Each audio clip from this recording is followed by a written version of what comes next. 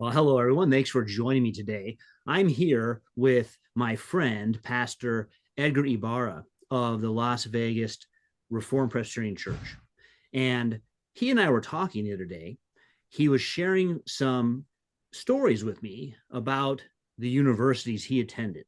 And I thought these were really helpful to illustrate a point that I've been making, which is that the universities, secular universities, state universities, they'll present themselves as desiring inclusion, desiring to be equitable. But when you get inside, what you find out is this is based on very explicitly anti Christian philosophies. And it doesn't matter what you look like, doesn't matter what demographics you're in. They might say that's what they care about. But when you get into it, what they care about is, do you hold to their beliefs, which I would generally call Marxist beliefs? Do you hold to their beliefs or not? And if you don't, your Christian beliefs become the point of attack.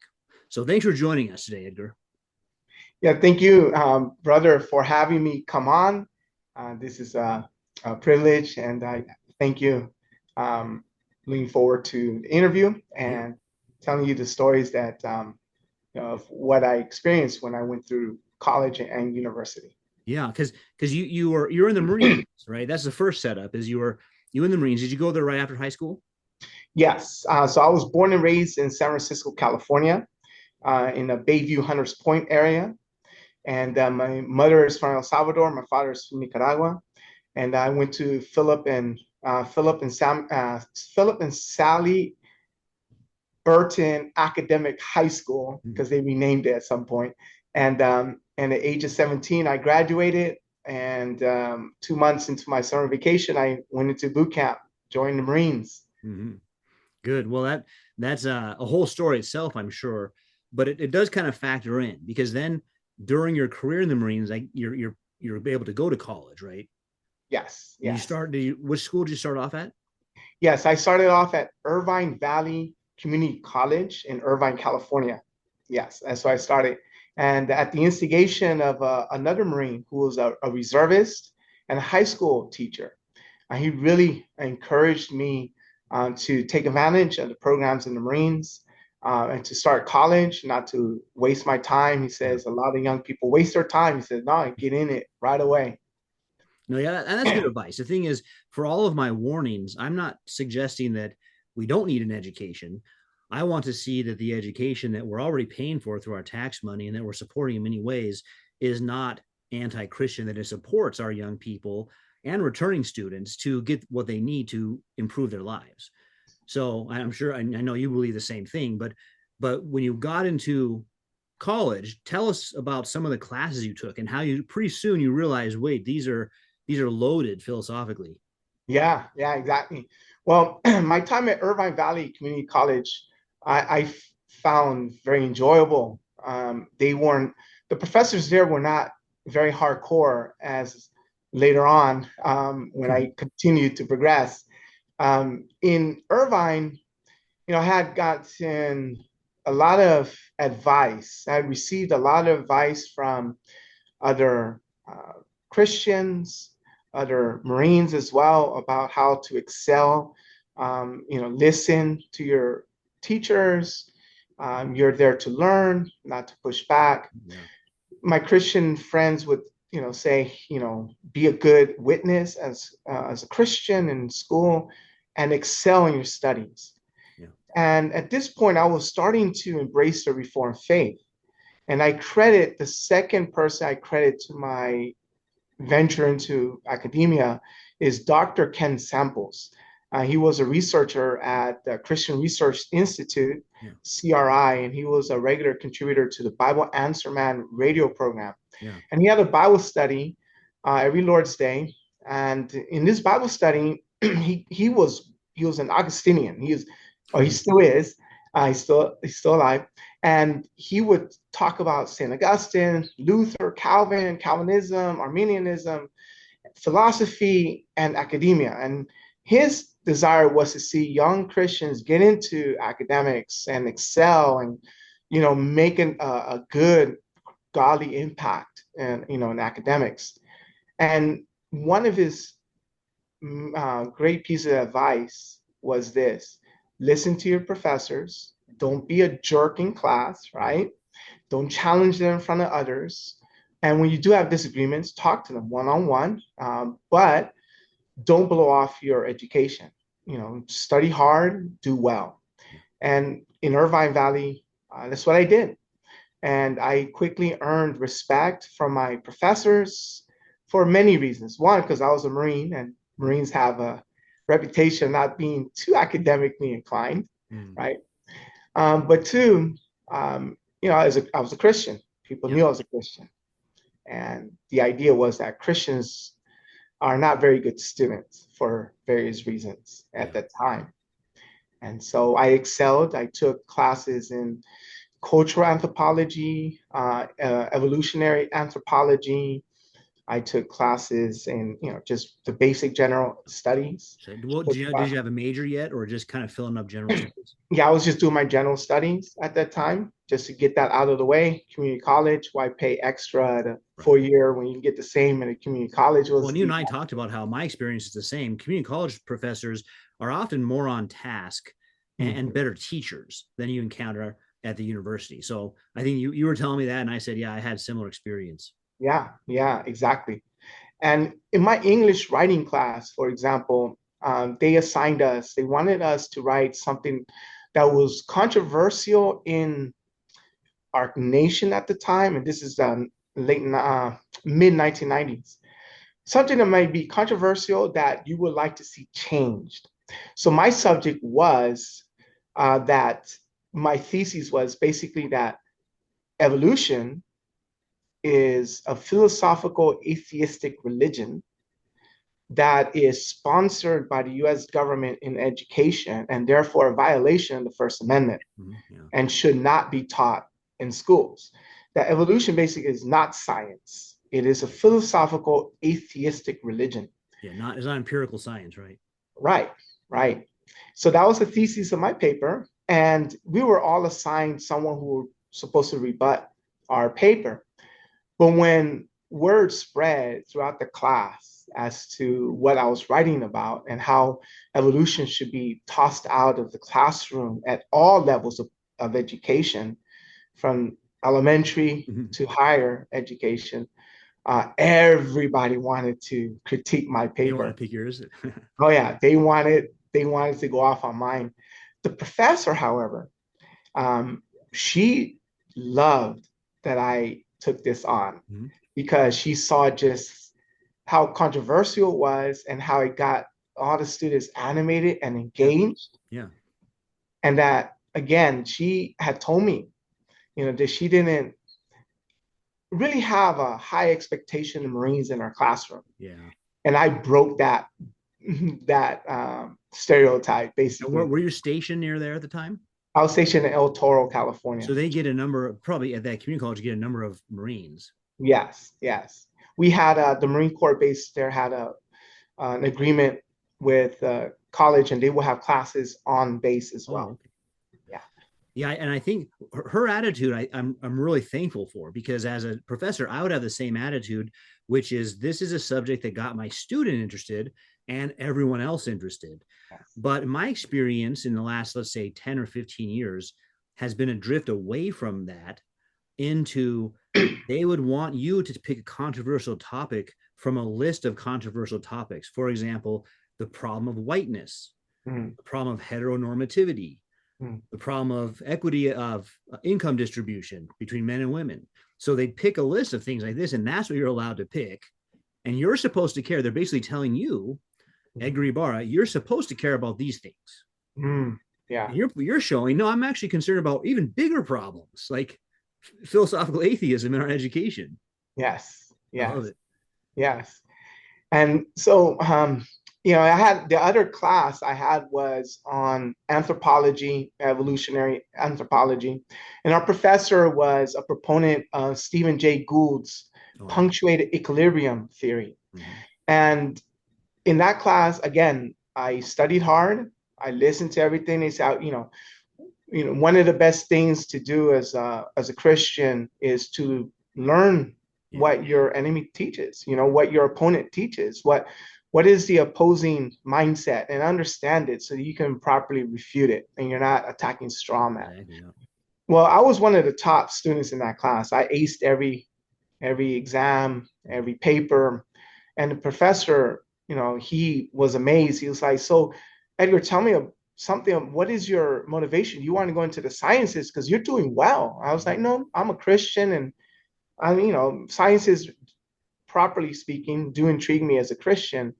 But right now it's hijacked by atheism. And he said, what do you mean? I said, evolution is atheism. And He he was was right like, there in the name of the class. yes, yes. And we had a sidebar about this, and I explained what I believed respectfully.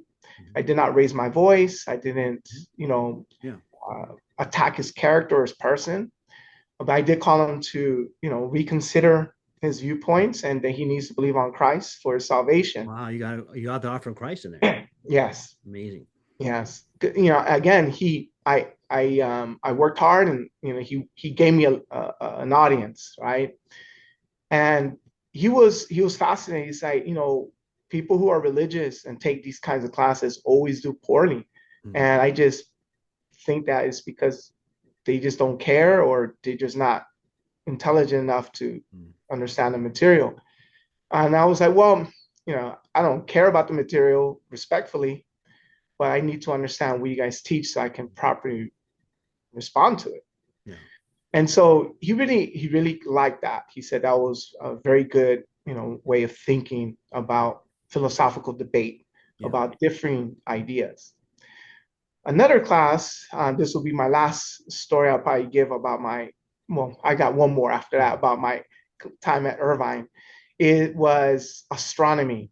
I love astronomy. That's one of my favorite sciences. And as a child, I wanted to be an astronomer, but I wasn't very strong in math. However, I took this class in astronomy. I aced the class. I did very well. But the last 2 weeks, the professor wanted to teach on cosmology. So the whole semester, hard science, no philosophy, no evolution. Last couple of weeks, cosmology. So she taught on it. And then she asked the class, who does not believe in evolution and what I've unpacked about what scientists believe about cosmology. And I was one of the ones that raised their hands. It was maybe 7 of us that raised our hands. And how many? Like a 40-person class? Yes, it was a large class. Yes. And she was shocked. She saw my hand go up, and she was like, she stuttered as she asked, Edgar, why? Because I was, of the people that raised their hands, I was the A student, right? And I explained to her, I said, I believe that there's only one true God, and that one true God created all things in 6 literal days, each day being 24 hours, and he rested on the 7th day. I don't believe in this evolutionary model, the Big Bang, steady state, all of that. None of that is true. And science doesn't prove that. This cosmology is all philosophy. It's all atheistic religion. And so she was blown away by that. And she actually asked me to stay after class. Oh, really? Is that important? Yeah, she wanted to talk to me further about this. And she was trying to convince me to pursue a career in astronomy, because she said, we in astronomy need people of faith. We need people who will challenge our models, because that's true science, is to challenge what is being pushed. Yeah, I was pleasantly surprised. And I told her, my math is not that great. She's like, you need to get good at math. She told me, pursue it. She was trying to encourage me to go into the sciences. So, I thanked her. I appreciate she wanted to probe more about my faith and learn more about it. And again, I was able to share the gospel with her as well. And she appreciated it. Well, and that's great. You got the gospel in there too. That's amazing. So let's just call what you just described, and it's a very similar experience to what I had at community college and even a little bit at university. We'll call that the the pretend neutral education. So there's professors there who are very kind and they're good teachers, and they're glad to see students that do well. and they're not too aware of the fact that they have philosophical biases. They think they're just being neutral, but it's still something they'll discuss with you. And in your case, I had a really similar example of that in a geology class at a community college, and I did something really similar. I'm going to make an argument about how you don't need millions of years to form the geological things that we see around us. And he said, "Yeah, go ahead and do it." And then we talked about it after the semester was over. So really similar, but I love your approach for everyone watching. If they're thinking about this, this is one of the reasons why it's so important to take these kinds of classes. One is, at their best, they are introducing us to God's creation, which is wonderful. But even if they're not doing that, you're at least learning, as Edgar said, you're learning what do they say? What's the best example of what they think?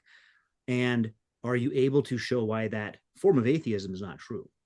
And if you don't know what they think, you won't be able to do that. You'll just be inventing something. And what I found is that when students isolate themselves and go along in their classes, they don't know what the atheist teaches.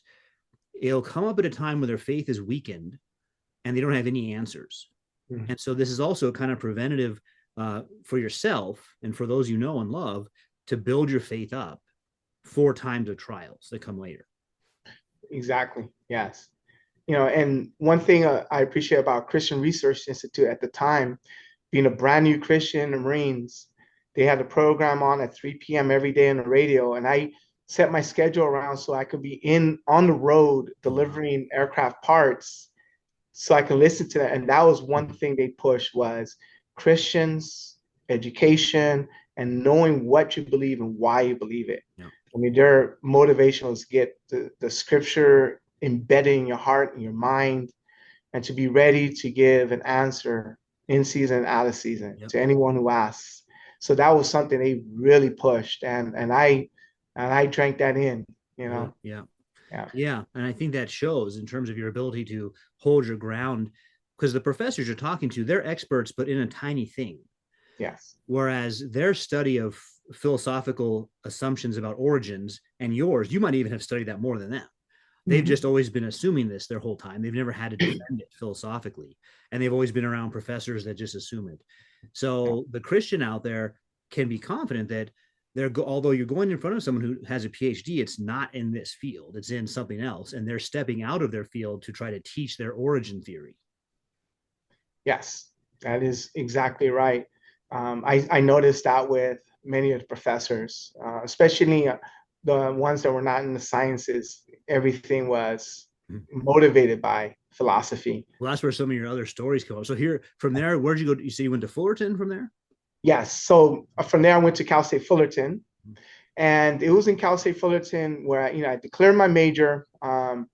So I was being at the time in the PCA, I was being encouraged to pursue the ministry and to go into Latin American, ministry specifically, because at that time there was not a lot of Reformed men who were Latino and spoke Spanish. Yeah. And so I wanted to, get my Spanish was very, very weak at the time.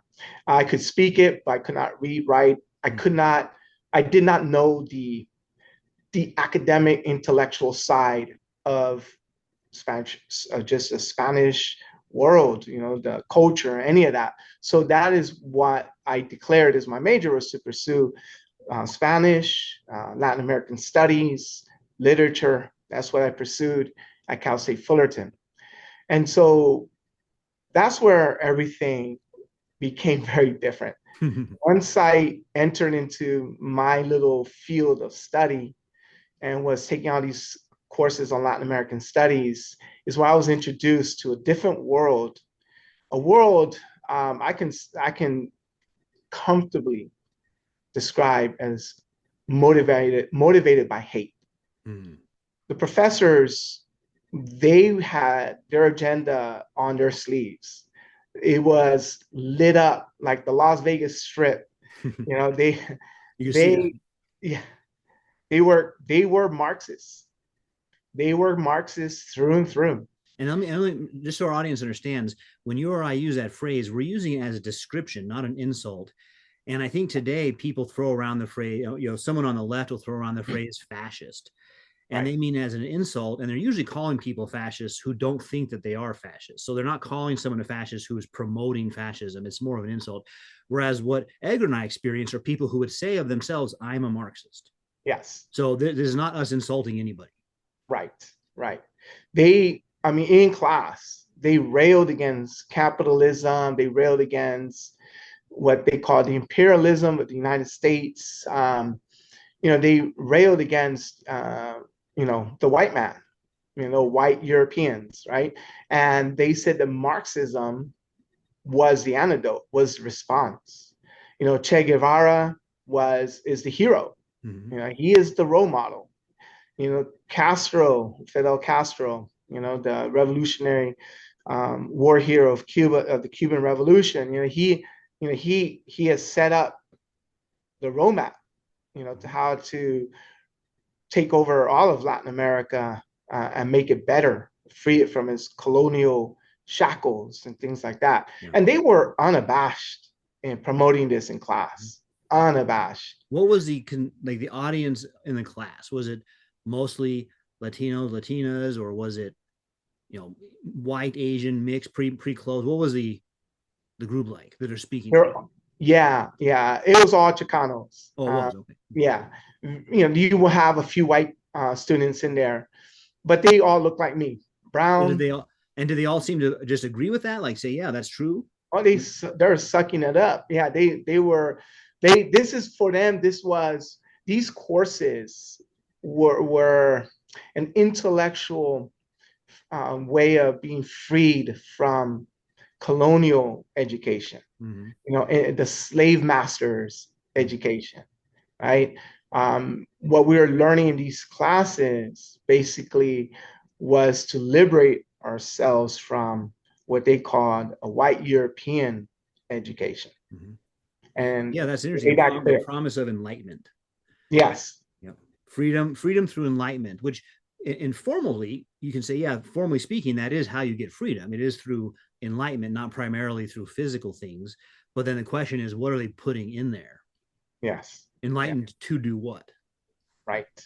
And I think you're right. Hate seems to be so central. It is. I was barely a year out of the Marine Corps, months out of the Marine Corps when I started to go there. And, U.S. Marine, patriotic, loyal to the nation and stuff, not blind loyalty, but, you love your country. Yeah, you just served. The country you grew up in, right? I joined the Marines to fight. I joined the Marines, to put myself out there. And then you go into these classes and it's nothing but hate for the United States, and that, Latinos who serve in the military, they're traitors. One of the big words, say that again? They go that far, huh? Yes. One of the words that are used, how among African American communities, those who are into Black liberation, if you are Black man and you reject that, they call you an Uncle Tom. Yeah. Right. Among Latinos, it's Malinches. You're a Malinche. Malinche was a Native American woman who helped the Europeans to do translations with other indigenous people. Basically, she's looked at as a betrayer of her own people, right? Yeah. Facilitating conquest. Yeah. So when you are a Latino and you don't embrace Marxist ideology, you are a Malinche, a sellout, un vendido. Vendido is the other word. Yeah. And so that's how you are marked. Yeah. Well, and I think that, as Christians, you and I would say we would probably agree that the educational system is in bad shape. So if someone says, I don't want to be enslaved to this educational system, we'd probably say you're right.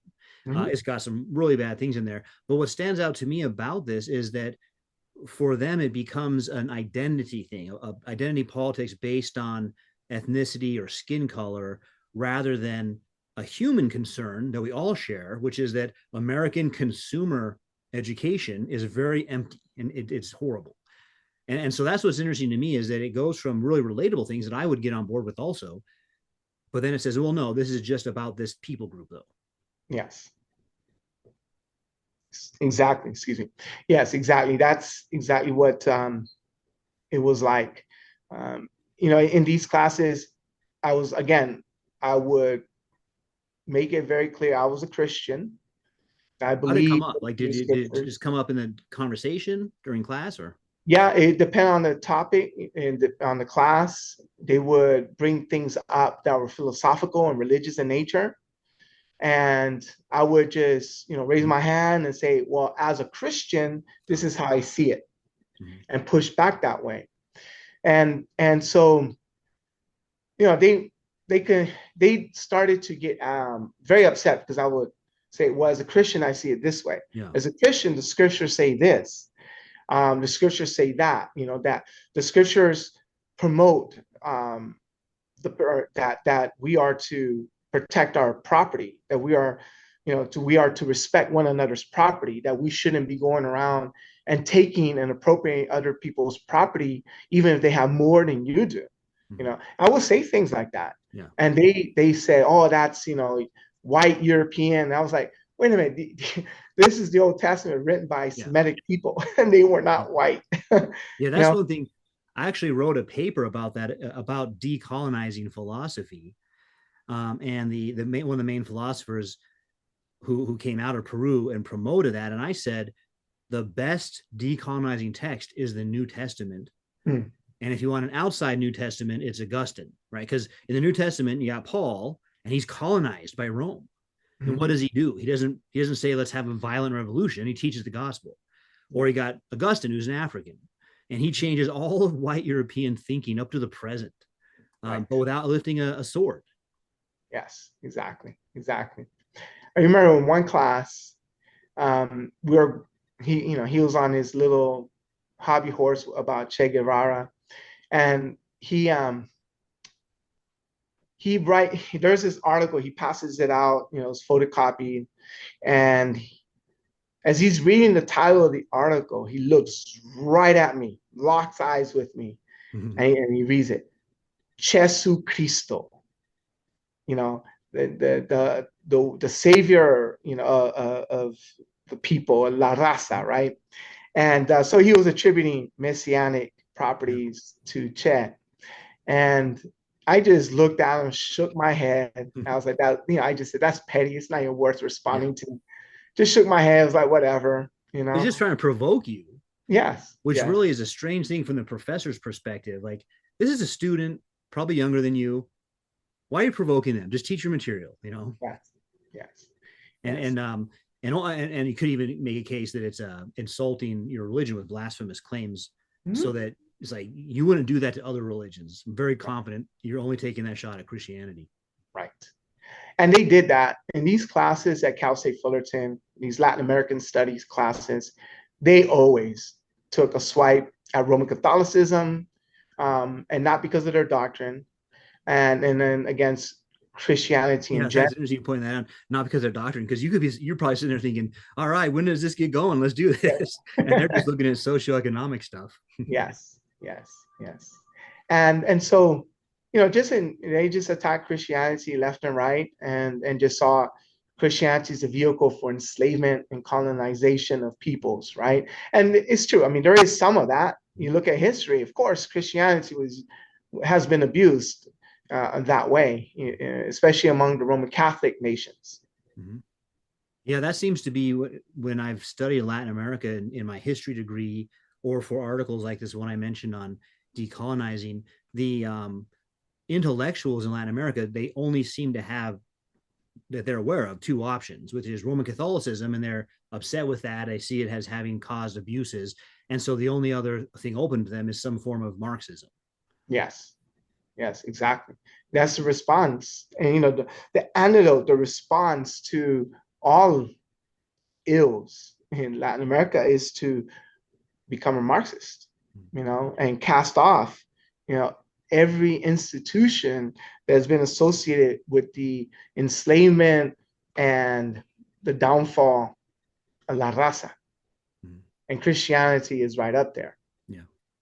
So you have this professor telling you that Shea is the Christ. What are some other examples at Fullerton? Yeah, yeah.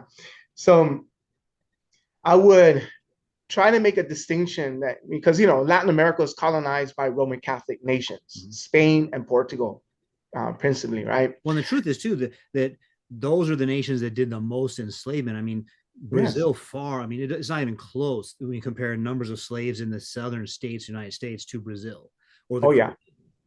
Oh So, yeah. in the sense that it's like, yeah, that's 100% true. How did that happen? Hmm. Yeah, it was the Roman Catholic nations of or kingdoms of Spain and Portugal that began the transatlantic slave trade. If you want to point fingers, it wasn't the United States or Britain, it was Spain and Portugal. They are the ones that started this. The indigenous people were being wiped out because of smallpox, Mhm. and they needed people to work those mines, mine that gold and that silver for their war against the Protestants. Mhm. That's what it was. Yeah, You know, that's always the background because I've always seen professors tend to keep at the level of either money crops or mining. But I'll ask like, well, for what? Right? You can't live on gold. mhm, You get gold to do something, and it always takes them a while to admit to fight the Protestants. That's what yes, they wanted gold for, is to yeah, stop Queen Elizabeth or any of the other Protestants. yes, yes. Yes. And so when I would bring up the distinction between Protestantism and Roman Catholicism, I would get pushback. They would say, no, well, Protestants, and they hear the word Protestant, and it's like they don't hear the rest of the words coming out of your mouth. All they hear is WASP, Oh, right? really? Huh? White Anglo-Saxon Yeah. Protestants. And they will say automatically, oh, that's the religion of the white supremacists. Mm. And I would be baffled. I'm like, you're not listening. And these are professors. Yeah. You're not listening to what I'm saying. I have I have nothing to do with white supremacy. Look at me. Yeah. I'm brown.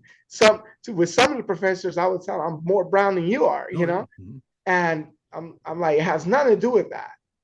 I'm a Protestant not because of race, ethnicity, nationality, but they don't hear that. It's like there's this firewall. Like when they associate a religion, they Yeah. associate to ethnicity right away. Yeah. What do you think that is? Why? I've tried to figure that out. Why there's something there because that's like what we were all trained not to do. We're bringing up. Don't make anything about race. Right. But that's exactly how they hear things right away. Is they immediately categorize what you said into which race does that fit into? Exactly. And part of it could be, historically, Christianity has been spread, in the modern age mainly by Europeans. Mhm. Islam is spread by who? We say Middle Easterners, right? Whereas the largest Muslim population is not in the Middle East. It's where? In Asia, Mhm. Yeah. particularly Malaysia. That's where the largest. But when you think Islam, you don't Yeah. think Asia, you think Middle East. Right. And so we do. Even I say us Christians as well. We also associate certain religions with certain races, because there's a predominance there. But for them, it was if you are a Christian, then you are still colonized. Mhm. Your Yeah. mind And is it's the still two colonized. categories of race, so identity politics, and then oppression. So they immediately take the race and fit it into the oppression equation to decide where you're at. And different Yes. people, you might be oppressed, but then someone else comes along who's more oppressed, and they kind of bump you down a level. Mhm. But that's just kind of in their mind. They immediately go through that. I'm around professors even today who do that in their mind right away. That's the equation that's running. Yes. Yes. Exactly. It's interesting when I would, there would be a few moments where I could share the gospel in Cal State Fullerton in the classroom because the professors they were way more antagonistic Mm. and provocative. And there are opportunities where I would say something and they will push back, and it's like, okay, it's on. You open the door, I'm going to speak, and I would just share the gospel in the whole classroom. And the students didn't like it, professors didn't like it, and I would just press harder. So I the other wouldn't students yell. would kind of team up against you too. Yes, Oh. yes. The students would come against me. Yes, definitely, definitely. And so that was, my experience at Cal State Fullerton. In my Spanish classes, it's just language and literature. Mhm. Most of those classes were low key, except for one. I had a writing class, and we were supposed to write. a controversial, right on a controversial topic. Mhm. And I don't remember my thesis of that paper, but all I remember is this, that I had written, the paper was about how Roman Catholicism was not the first religion, Mhm. uh, and that it was Christianity and Roman Catholicism came later on. And this conversation, ironically, is what basically ended my time at Cal State Fullerton. Oh, wow. My Spanish professor was the dean of the department, Hmm. and she says to me, "You're going to get a C minus on your paper." I said, "Why? Am I that terrible of a writer? Is my grammar that messed up? My spelling is that messed up?" He says, "No, no, all that's good. No, no, your argument is all wrong. How dare you say that the Roman Catholic Church didn't appear until a few centuries later? How dare you say the Roman Catholic Church isn't the first Christian church? Mhm. How dare you say that the Pope is not the successor of St. Peter? Mhm. Um, you wrote all these, you're very anti-Catholic, and there's no room for you in Wow. my department." Think about that. Yeah. Her colleagues in Latin American studies rail against Roman Catholicism. Yeah. I write a paper where As I an undergraduate. demonstrate from primary sources the Roman Catholicism developed later on, that the Pope is not the successor of Peter, and she tells me, "How dare you Mhm. challenge Roman Catholicism?" Yeah. So strange. Yeah, yeah, I mean, obviously, I think the answer is clear to both of us, which is that your critique is more devastating. Their critique, the Roman Catholic social morality could absorb Marxism and say, you're right, slavery was bad, we've changed that, and keep going. Whereas your critique really gets to the root of the issue. yeah, yeah. Because Jesuits later on become Marxists. Oh, yeah. Liberation theology was started Mhm. by Roman Catholics, Yeah. right? So you can absorb, in one sense, Roman Catholics back in the 16th century or late 14th century, all bad, right? Mhm. Modern Roman Catholics, well, it depends. Are Mhm. you liberal, Marxist, Yeah. Roman Catholic? Well, you're on our side. Mhm. Well, and Right? because I think that I think there's a real sense in which Marx is a Christian cult, even though he's an atheist, but his narrative is very Christian. There was an original good time where everybody was living in harmony. And then sin happened, which is the invention of private property. And that caused a fall into greed. And now, through self sacrifice, we can redeem ourselves and get back to a golden age of the equal distribution of all goods. And so Yeah. I think that appeals to something in the Christian. If they're not very thoughtful, if they're a little bit naive, they'll hear that and say, yeah, I think that's basically what I think too. And on top of that, it appeals to us being compassionate. No one likes to see poor people who suffer. We all want to help other people. And so Christians are very compassionate people. We're the ones who give the most in the world. Whenever you look at statistics, you'll have the atheist professors telling us how bad Christians are. They give like almost no money to charity, and then Mhm. the Christians are out there giving money. So it appeals to that. But then the actual methods have only produced horror. Right, right, exactly. So, but So that what? ended your time I'm at sorry. Fullerton. That ended your time at Fullerton. Basically, yeah, I was like, I can't continue here if this is how, I'm going to be graded. I'm going to be hurt in my academic Yeah. career, where I'm going to be judged because of my uh, arguments and not, properly, Yeah. judged, for whatever the topic is, like in Spanish or your grammar, your syntax, all that. But you're here saying you don't like my ideas and you're gonna, Did you get your mark me seat down for eventually? them, right? Wow. Okay. Yeah, and then also I needed, I moved back to San Francisco. Everything worked out. There's other events going on in my life with me and my wife Mhm. and our growing family that also caused us to go back to San Francisco. Uh, and that's, my embracing of exclusive psalmody. San Francisco and the OPC Wow. church there is exclusive Oh, psalmody. really? Wow. Okay. Yeah. And so, so we end up going back to I returned home to San Francisco, and I transferred to San Francisco State University Mhm. and continue there. And again, my Spanish classes more or less non-controversial. There was one professor, he was leftist. The other was very, very much a right-wing Really? professor. Oh yeah, three-piece suit in class and everything. The leftist, nah, he was not.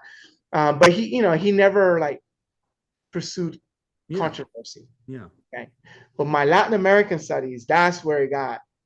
That's where that's where it got good, you can say.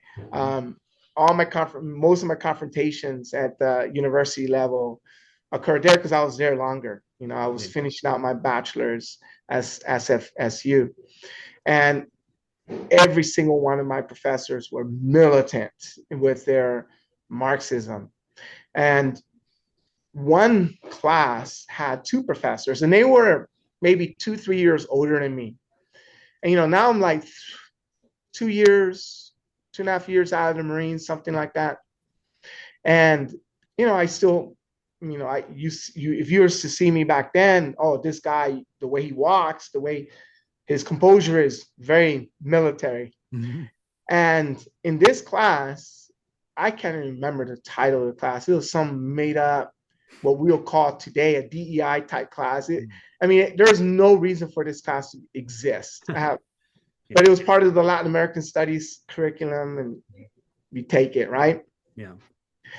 And I remember there's a few white students there, and one white man that was with me, sitting next to me throughout that class.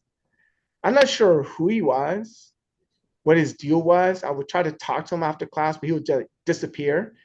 Um, but I thought he was like a government plant or Oh, something, really? spying. Yeah, I think he was. I think he was like, I don't know. There was something there because when I would speak out against these two professors, he would back me up, Oh, wow. especially because these professors were so anti-U.S. Mhm.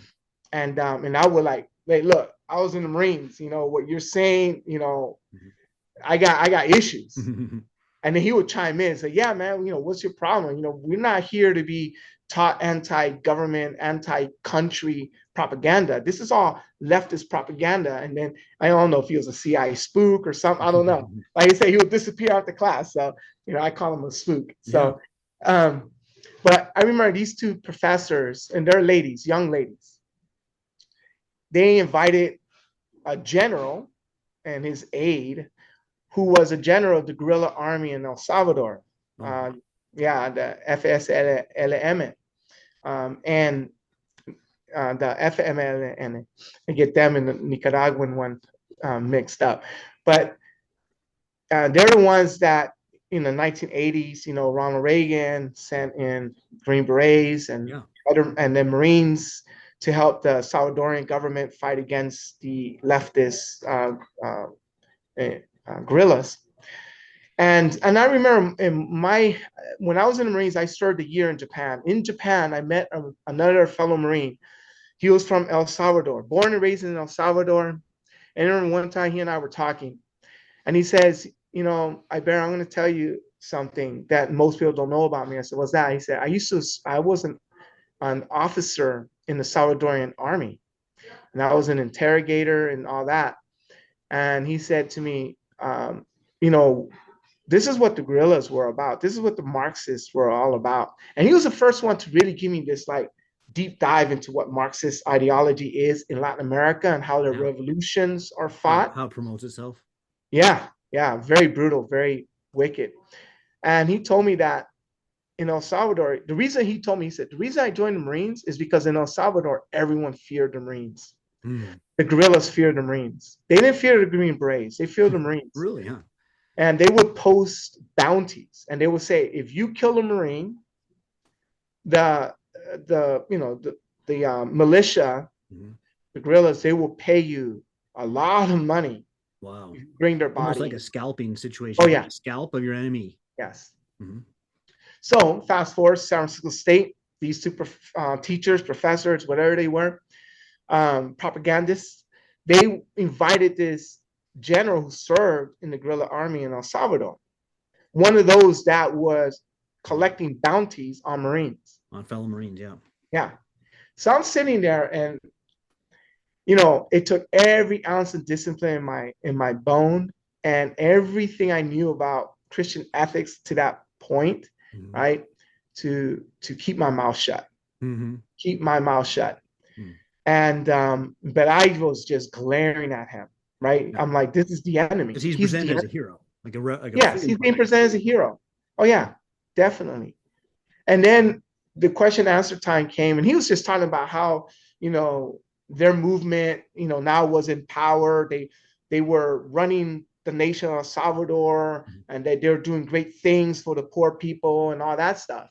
And I raised my hand. I was like, well, why is El Salvador steeped in and you know, murder, crime, and all these things? And how are you, as a former guerrilla fighting, you know, uh, a military that was backed by the U.S., how do you get into this country anyways? Mm-hmm. And everyone booed and hissed at me because I asked that question. I mean, that was, people are like, you know, cussing me out, That's right? amazing. Yeah. Hmm. Ask that question. And he was like, well, I got a visa, I'm a diplomat, blah, blah, blah. And he says, no, it's, you know, the reason why there's a lot of crime is because, you know, we're still trying to unshackle ourselves from that capitalist regime that was backed by the US government. I just kept my mouth shut, you know, and I just was glaring. And then they had the audacity, these two professors, teachers, propagandists, had the audacity to pass a plate around to make a collection of money to support them. Hmm. When that hat came to me, I didn't touch it. It sat right in front of me. I wouldn't pass it along. Yeah. And the teacher is like, Edgar, you need to pass that along. I'm not passing it along. And I looked at the general. I said, I'm not going to contribute in any way and having this money go forward to you or to your cause. Mm-hmm. Just like that. So she had to come over because the student next to me wouldn't do it either. Really? I can say he was a white guy that I thought was a CIA spook. Oh, that guy. Oh. Yeah. So the teacher had to come over, grab it, and then move it past him to continue the collection. So that later on that week, I was at lunch, and one of the teachers, she comes over to me because she saw me sitting by myself eating, and she said, "Hey, can I sit with you?" I said, "Sure." It's all right. You know, it's time to, you know, one-on-one, right? So she was like, you know, I'm starting, you know, we're getting complaints about our class by other people. Are you one of them? And I was like, let me tell you something. I haven't filed any complaints, but I'll complain to you to your face. First of all, how dare you have this guerrilla general in our class? As a Marine, I would have no qualms putting a round through his head and two in his chest. I would have, if we were in a battlefield, I would have killed him. No qualms. He's not a hero to me. He's my enemy. Mm-hmm. His ideology caused the murder of how many Christians? How many people? He's a murderer. You invited a man who has blood on his hands into our classroom. How dare you? Mm. He said, you promoted a murderer in our class. And she was like, oh, she was so taken aback. Mm-hmm. And then we got into more of the conversation. Mm-hmm. So then eventually I shared the gospel with her. Wow, yeah. I still got to do that. Then I had another. I mean, I loved it. We all want to know how. Like, just a quick overview. Like, how did that come up? Yeah. So she wanted to understand why, you know, I would call it murder if it's a time of war. What was the distinction I was making as a Marine? That, you know, on the battlefield, you say you will have no problems putting one in his head, two in his chest. Mm-hmm. So how's that not murder? I said, because it's war. He's the enemy's trying to. This guy is putting bounties out. You know, and this is warfare. But this is where it's murder. When you start to kill non-combatants and civilians, right? That's murder. Yeah. You know, and then that's how I transitioned to the gospel and got into the gospel. And I made distinctions between just war theory and murder in a nation that's at war. There is a distinction. Well, that, and yeah, also if there is a just war, that means that one side is just, not both sides are just, which means if you're on the unjust side, that doesn't count as battlefield, that counts as murder. Right. Exactly. Wrongful death, you know. Yes. Mhm. Yes. There's another class. What happened though? How did she take that, and what just kind of ended it there, or? Yeah, no, she appreciates this. I respect your ideas, your religion. And I said, I don't think you do. Oh wow. I told her, I don't think you do. Um, because of what you teach. I said Marxism is diametrically opposed to all religions. Didn't Karl Marx call religion the opiate of the Mhm. people? How can you respect my religion? An opiate. Yeah. Let's not kid ourselves here. Let's just be honest. Mhm. I've been honest to you. Don't try to feed me platitudes. We're one on one here. Let's just be honest. Oh, yeah. Let's have an honest conversation. And she's like, she was just surprised that I was just forthright with her like that, but I wasn't disrespecting her. Sure. Yeah. I I wasn't. think this is a really good lesson because you're confronting somebody and you're being clear about differences, but you're not being disrespectful. And it could get a little bit tense in the sense that this is a person who put a bounty on Marines and I was a Marine. So that's a little tense, but it's not disrespectful. And I think that a lot of young Christian men are kind of looking around right now and they're saying, we're tired of feminism. We're tired of the be everyone's friend, friendship gospel evangelism, but we don't know what to do. And so they sometimes start looking at bad examples like Andrew Tate. And in contrast, I think what you're providing is such a good example for a young man to follow. You start off respectfully, not even talking in class, you're just learning what they have to teach, you're not confronting them. And even then, it only comes up when they directly ask you, when they say, what's Yeah. going on? Yeah. But then you're able to draw a clear line and say, this is the truth and this is falsehood. And I'm not going to change my mind about that. So I think it's a great example. Yeah. Yeah. It is. It is. I think that was my tact throughout. There's another class, and we had to read this book, and I think I have it. It's called The Idea of Race in Latin America, 1870, 1940.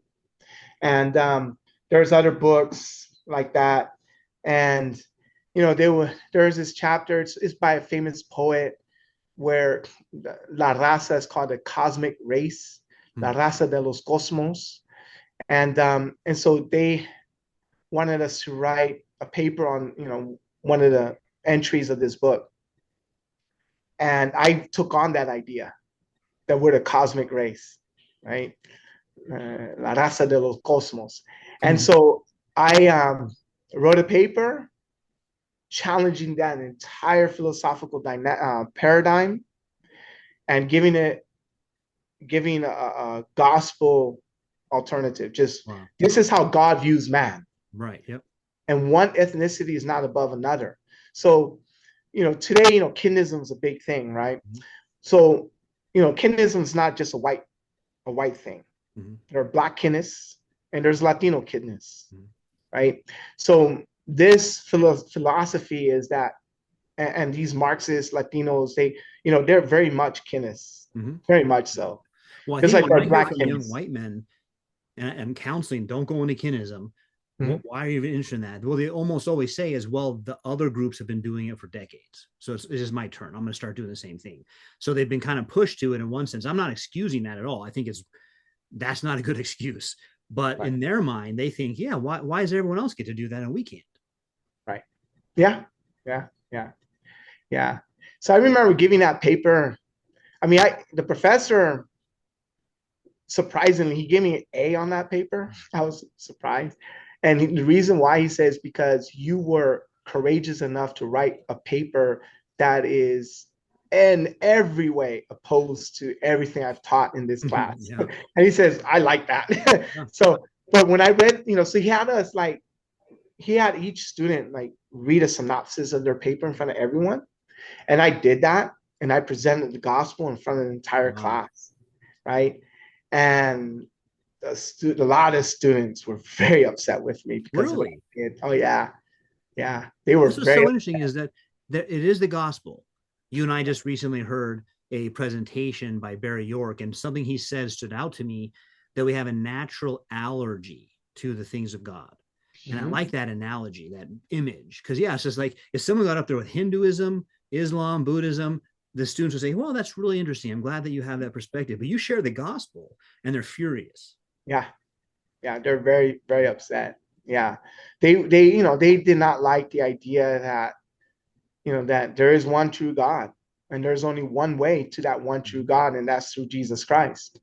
And in my gospel presentation, I challenged the very paradigm Yeah. of Marxism and, this superior complex that that was being promoted in these classes. Mm-hmm. Because a lot of these students I would share other class, Yeah. courses with, and so I would run into them, and in my classes again, I would try to be at peace with all people as much as I could. Mm-hmm. But when it came to philosophical engagement, I was there. Yeah. I brought the A game to them. Yeah, it sounds like it. I mean, even and I'm trying to think like if I was just a pure atheist professor, I just want my students to be thoughtful. That paper would be an A+ paper because here I see this student who's invested himself, he's in studying everything, even if it's because he wants to prove me wrong. That's the kind of intellectual work that I wanted to see done. So that's great. And I've had professors like that myself, where I did some, write a paper like that, undermining their entire philosophy as my paper for the semester. And some of them had good responses, said, yeah, I'm glad you got into that. And some of them said, D, can't do that. But I Yeah. think the thing that's so interesting is that the educational system that it's seeking, there's Latin American studies. And I don't want to say every single professor, but in general, as a field, it's doing what you and I diagnosed, which is it sees the corruption of the Roman Catholic Church. It sees that the United States during the Cold War, in order to stop Soviet expansion, propped up dictators in the South America. And so those are the two enemies. It never got a taste of the Soviets because the United States kept them out. They might have a different tune if the Russians had set up camp and you find out what Soviets are like. But their two big enemies are the United States and Roman Catholic Church. And so they do make everything about that identity, almost like being oppressed itself gives us cohesion. And I think as Christians, we can almost tap into that. It's just that you're not seeing how bad it is. Like you're seeing some sin in Roman Catholicism or some sin maybe in the CIA, but you're under even worse oppression than that with sin. And even if you get out of those other two kinds, you're still stuck under the worst kind. And there's no solution being offered to you for that problem. Right. Until Edgar, Exactly. presents the gospel. So you're given the gospel. Yes. Yes. Exactly right. Exactly right. And in all of this, right, in the classes and the courses, in my interactions with professors and students, a thing that kept coming out was how in public education at the you know middle school, high school level, that our history is not taught, Mm-hmm. right? Everything is focused on Western European history and revolves around that. And that, we are not taught our own history from the perspective of our own Yeah. ancestors and things like that. We're only taught from the conqueror's, Yeah. Well, perspective, right? Um, and there's it's the old adage, right? The victor writes mm-hmm. Yeah. story to history, right? That's true, right? The victor writes, they won. They're going to write, Yeah. and they're going to change the history to reflect, that they were the superior ones. Mm-hmm. Um, and so, and so in part, I can sympathize with Yeah. some of that. Absolutely. Yeah. It happens. We know ancient Egypt. If you study any of that, you'll know that there are some pharaohs that cross out the existence of other pharaohs' reigns. Yep. And you can find it in the tombs. It's all scratched out. This person didn't exist in history. Yep. Kind of thing. One thing I mentioned earlier how I would want to listen to the other side. Yeah. And do well and all that. And I think what happens is on the other way is that we don't listen like we should, or they don't listen like they should. Yeah. For example, as a Christian, being in Reformed faith, being in Reformed churches for over 30 years, one thing you do hear that I do challenge Mhm. is the narrative that, well, it's good that the Mesoamerican native peoples were wiped out. Look at how evil they were. Yeah. All they were about was human sacrifice and all that, right? And they Yeah. focus on that big time. Mhm. They focus on how, if they were so great, where are they today? And where's Yeah. their greatness today? Yeah. And they'll, and Christians will do this. Mhm. White Christians will say this, right? And to me, that's no different than what the Marxists do Mhm. in many ways. They're trying to, you know, paint the other side as all, All bad. wicked, that they did nothing that was good, Yep. right? And I always push back on that.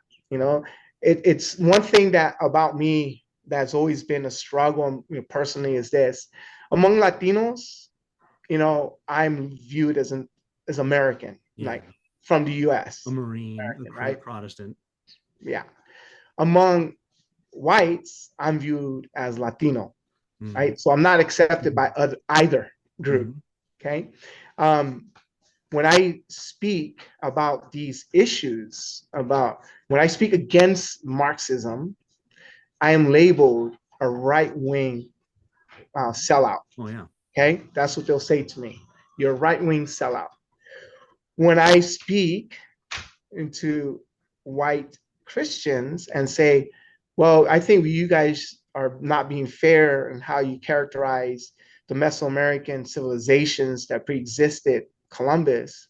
And I speak about, a lot of their intellectual contributions, their philosophy, that they were up there with Socrates and Plato. When I talk about their archaeological Yeah. feats, their Mhm. their, their astronomical knowledge, and just their advances in medicine and agriculture, suddenly I'm marked and labeled as a Marxist. Now you are. Yeah. That's Yeah. true. Or you're a Marxist, or you're a leftist. You are incognito, among us, but you're Yep. really a leftist because you are, not highlighting that your ancestors were idolaters and sacrificing Mhm. people. Yeah. And I always and then they add words to my mouth and they say, "Oh, you believe in the noble savage," and I'm Yeah. like, when I No, yeah, hear that's terrible. these critiques, I'm like, you're no different than these Yeah. Marxist professors. Yeah. You're not listening to what I'm saying. Yeah. No, that's true. And I found that in my example from my career is just that Christians have a hard time, especially conservative Christians, have a hard time relating to anything. Maybe we'll call it general revelation, because that's what the Mayans and the Aztecs are laboring under, what they can know about creation. Mhm. And we'd say, yeah, they came short of knowing God, but the things they did put Europeans to shame at the same time. I mean, if it's a culture just based on human sacrifice only, they couldn't have sustained those kinds of pyramid building. I mean, you really get when you look into the details, and it goes back further than the Aztecs. I mean, there's culture behind culture Oh that yeah, we're just still not even aware of how they did what right. they did. So, but Christians will be a little worried about that. And I mean, the same thing comes up with really studying any kind of non-Christian philosophy. I focus on Chinese philosophy, but it'll be a very similar thing. Well, that's all just, not Christian, it's pagan. But the truth is, we have to understand both sides, right? You have to understand, yes, they didn't worship God as they should have. It's not just they didn't have the Bible, they didn't even affirm God from creation, but they're humans made by God. They have a mind and they're trying to figure out questions, and they may have figured them out in some ways better than us. Mhm. And so that's why I love studying any part of the history of the world. It's so interesting for that reason. Yeah, I mean, the Chinese culture, their civilization, pre-modern, it's fascinating. It's Yeah. huge. How yes, they didn't know the one true God. They were idolaters. And I mean, if you dig enough, human sacrifice, you'll find it. What culture didn't, Yeah. No, that's the thing. right? They all did. Yeah. All of them. Like the two things they Every all did: single, worship the sun and ate each other. yes, every single culture, Yep. bar none, was committed human sacrifice. We Yep. read in the Old Testament, Israel did it. Mhm. The covenant people of God did it. So Yeah. the covenant people of God committed human sacrifice. Do not tell me that other civilizations didn't. Yeah. They all did. They all did. Yep. And it's well documented. Yeah. But So I mean, I guess learning to see the sin, of course, but also to see them as humans yeah, doing the same concerns you have in many ways. Now in our day right now, they don't like the way I'm speaking because I'm speaking too universal. They'd want to say, no, we have our own unique concerns that white people don't understand. And there right. could be some truth in that also, local issues that are important and they're not universal issues. But even that is local issues for a human and therefore made in the image of God and dealing with things with all those truths about them. So yeah, I'm glad you say that because I think there's an important role for that, especially as we want to think about having churches in Central or South America. Mm-hmm. Yeah. It's interesting, and I think you'll relate to this. I think I'm going to now come into your wheelhouse a bit. Among Christians in Reformed faith, particularly, or Christians that put a value on education, do we not value Greek philosophy? Mm-hmm. Do we not study Aristotle, Yeah. read Plato, understand Seneca and people like that? Yep. Calvin read Seneca. I mean, he blasts Seneca, but he reads them. Mm-hmm. He read them. Yeah. Yeah, that's the thing. And if anything, I get worried that we give too much to the Greek philosophers. So I found myself almost on the side of the decolonizing philosophy, saying, yeah, we need a bit less of the Romans and the Greeks and a bit more of some of the other things, because the Romans and the Greeks aren't like the best thinkers ever, just that they're privileged for some reasons in our education. But yeah, you're right. For some reason, especially Christian philosophers think that those guys they just did philosophy perfectly. Right. But when you look at who they were morally, yeah, it's horrible. Religiously, yeah. I mean, you wouldn't want your children to read about how they were morally. I tell my friends that in class education. Yeah. You're only giving about 1/3 of the story because the other 2/3 does not look good. You don't want your kids reading that stuff. Right. Oh yeah. And and then this is the irony, right? I can continue to give more stories on Marxist mm-hmm. professors, but we as Christians, we have some fault too, because we'll focus and say, oh, the so-called Aztecs, the Mexica people, the Mayan people, the Incas, they would sacrifice, and there's exaggerated numbers, and they will say, oh, they killed 20,000 people a year or whatever, and that's an exaggerated number. It was less than that, but they will say things like that and then just disparage every other contribution of these civilizations. But what they take away with the left hand, they prop up with the right hand, because they will extol ancient Greek culture, which was steeped in pedophilia, homosexuality, bestiality, all that stuff that no Christian would tolerate. But yet we prop them up as this is the culture. Yeah, it's the epitome of culture, civilization. One of the main Greek plays is Iphigenia, about Agamemnon offering his daughter as a human sacrifice to the god of the sea, Poseidon, and that's supposed to like tear your heartstrings. And it's like, well, this is a human sacrifice, though. So yeah, I think that's a great critique, and I'm 100% with that critique. I've made that critique. So sometimes I feel I'm not 100% like you, where you don't have a home, but I feel the same way, where I'm like, well, yeah, the decolonizing guys, they're right. Like, what, the Greeks aren't the pinnacle of all human thought. And then with the other guys, like, well, but neither is Marx, right? So we don't want to go either direction. Right. And the solution here is when, you're blasting them. So what is the pinnacle of human thought? Mm-hmm. The scriptures. Yeah. The wisdom of God, right? The wisdom from above. None of us can really lay claim to that, right? Right. Certainly not my background. Northern European, we can't say, and we wrote that. Yeah, exactly. So when we want to find what is the epitome of thought, what is the epitome of what civilization should be, we are to look to the Word of God. How often did Jehovah God tell Israel, if you keep my law, your nation will be blessed? And he doesn't just say it, he gives he lines it out, like, this is how I'm going to bless your nation. And if any civilization were to follow the law of God, we will be the epitome of civilization, regardless of skin color, ethnicity, all that stuff. if we were to follow the law of God as a nation, our civilization would be beyond any other by leaps and bounds. Yeah, 100%. Yeah. And I think I've made the case that it's a little bit humorous, but a little bit serious. When you're coming out of the Dark Ages, right into the Reformation, if you were to pick an area on Earth that's the most backwards, like the area where you would say, this is nothing's coming out of here, this is not a good area, let's pick a successful area, you would pick Northern Europe.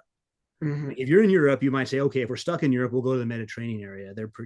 They seem to be doing a little better with the Renaissance. But when you look at Northern Europe, it's like, what's going on in the Dark Ages up there? Not a lot, right? And then Right. you have the Reformation, and because of God's word and the drive to teach everyone to read God's word themselves, you have the transformations, which we're on the other side of now, where people are complaining they were too successful, so to speak. But yeah, that's you really can't say it's because they were so good ahead of time. Like they were the best group on earth, and God picked them for the Reformation. They just didn't have it there. Yeah, yeah, yeah. The thing is that when you read you know texts from the past, from different people groups, every other people group is a barbarian to them. Right? The Chinese call the Europeans barbarians. Everybody, yeah. The Europeans call the Asian barbarians. You read the scriptures. Anyone who wasn't a Roman, right, was a barbarian. Yep.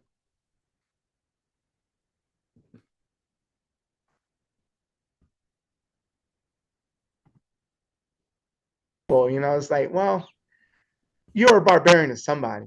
Yeah. So in somebody's eyes, you were as well. And I guess that's kind of a good way of characterizing what you're saying now, which is as Christians, we should never fall into that and say, well, the Aztecs were just pure barbarians. It's really a way of dehumanizing the other person and saying you're just barely above the animal. And as Christians, we're not permitted to do that. That's a violation of the sixth commandment. Right. Exactly. One of the funny things about there's a TV show called Ancient Aliens. And one Mm-hmm. of the funny things about this TV show is it'll give you some pretty good archaeological knowledge. It'll go into the Mayan area and it'll teach you about how intricate these were. These pyramids are amazing. And then it'll say, and that's why we know aliens made it, not humans. And I always thought how insulting that is. Like if I'm Mayan, that's the most insulting TV show there is because we did it, not the aliens. Yeah, yeah. Or they'll say that about the Egyptian pyramids. Yeah, everything, anything spectacular in the past. And I Yeah, think to myself, yeah, that's the same kind of problem where you're thinking these people were too stupid to do that, rather right. than saying, wow, they did it. Yeah, How they do it, that's amazing. yeah. Exactly. Well, I think you gave really good examples of both how you were able to be courageous in a godly way in an anti-Christian setting. And I hope that's an example to young men and women watching. And I'm sure they can reach out to you on your church webpage if they had further questions. They can always reach out to me as well as someone who's had similar experiences. And my career has been in the secular academy. But I also like how that wrapped up. Really a call to Christians to make sure we're humanizing the other and never getting involved in the same kind of hatred that Marxism spreads. Yes, exactly. And it's key when if you're going to go into the college university system, be ready. Know your scriptures. If you're reformed, have the catechism under your belt, and engage in a respectful manner. You're there to learn, and whatever courses you take, be respectful to your professor. Remember the fifth commandment: honor your father and your mother, which that means honor those who are your superiors. Well, you're the student, they're your superior. Honor them. If you want to challenge them, and do it during office hours, go to their office and say, Professor, I'd like to talk to you about this topic. And even then, be respectful, be a good witness for Christ, be a good student. Take in the material, not because you're being indoctrinated, but to understand the enemy. Know Sun Tzu, know yourself, know your enemy. In 1,000 battles you cannot lose, right? Understand the material so that you can respond to it, but do it with dignity, right? Keep their dignity intact, because your goal is to win them over for Christ. And if all you do is just hammer them to death, they're not coming to faith to Christ. And if they did, wouldn't you have to eat a big humble pie yourself because of the way you bashed this person up, Yeah. and now he's your brother. Yep. No, so be respectful. And if you are able to do it in the class because the professor's, putting you on the spot to do it, remember you have an audience, remember you're a witness, and just keep your cool. Don't start yelling and say, oh, you know what, you're just going to hell. Yeah. No, none of that. Yeah. Don't be those IFB street preachers that just say, oh, you're going to hell, you're going to hell. And then there's no gospel, no grace. Mhm. No, it's all about gospel, it's all about grace. The only way you can change their mindset is through the gospel, Mhm. nothing else. That's right. So present in a way that is winsome, but yet firm. Don't give ground, and you can do it in a very respectful manner. Yeah. I love that. Thank you so much for that advice and for talking with us today. Yeah, thank you for this opportunity to discuss my experience in the university system in the 90s. Thank you so much.